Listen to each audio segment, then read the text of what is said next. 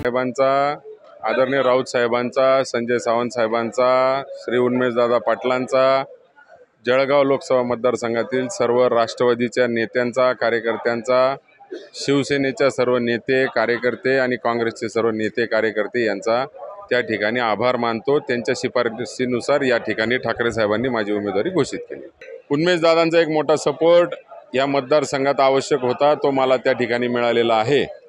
आणि या मतदारसंघाचं गणित पाहता एक तरुण चेहरा देण्याचा ठाकरे साहेबांनी जो प्रयत्न केला आहे, मोठी तरुणाई त्या ठिकाणी माझ्या पाठीशी उभी राहील आणि मला निवडणूक सोपी करून देईल असं मला त्या ठिकाणी वाटतं। जळगावसाठी या ठिकाणी आम्ही जे विजन घेतलेलं आहे, आज उन्मेषदादांनी जसं शेतकऱ्यांच्या प्रश्नांवर अनेक वेळा त्या ठिकाणी काम केलं, आपण बघितलं असाल, विमा याच्यासाठी आजपर्यंत कोणीही नेता रस्त्यावर उतरलेलं नाही। त्या ठिकाणी उन्मेषदादांनी कोर्ट कचेऱ्या करून विमा कंपनीशी भांडून त्या ठिकाणी त्यांना विमा मिळवून दिला।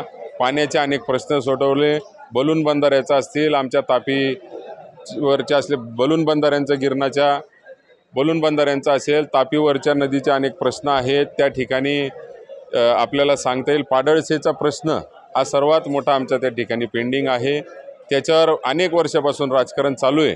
आता पाडळसेवर मतं मागण्यापेक्षा कृती जो करून दाखवेल त्याच्यावरच लोक यापुढे विश्वास ठेवतील, असे अनेक प्रश्न त्या ठिकाणी आहेत। आणि या प्रश्नांना सामोरे जात असताना एक राजकारणाला जे आमच्या जिल्ह्यामध्ये रिव्हेंज पॉलिटिक्स, विकासावर कोणी बोलायला तयार नाही, विकासावर भांडायला तयार नाही, परंतु याला गाडा त्याला पाडा याच्या पलीकडे राजकारणाला एक दिशा आमच्या जळगाव जिल्ह्याला देण्याची गरज आहे आणि तोच विचार घेऊन मी या ठिकाणी आज उमेदवारी करत आहे।